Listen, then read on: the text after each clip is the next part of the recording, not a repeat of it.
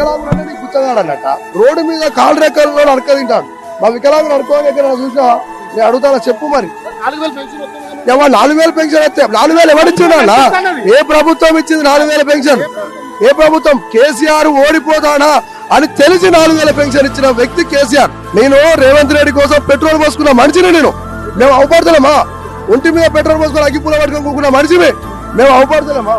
అవ్వయ్య బువ పెట్టమంటే పిచ్చులు వచ్చినప్పుడు బువ పెడతాను.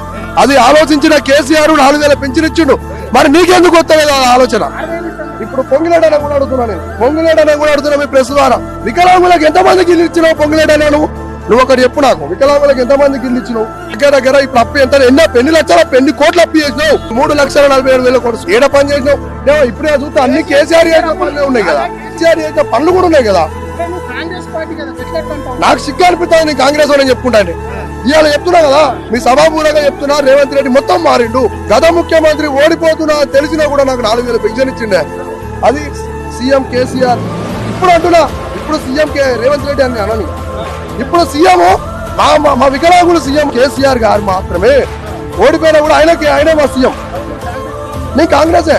జై కాంగ్రెస్ అనుకుంటున్నా, జై డామ్ కాంగ్రెస్ అనుకుంటున్నాను. దమ్ముంటే రేవంత్ రెడ్డిని ముఖాముఖ చర్చ దిగమను.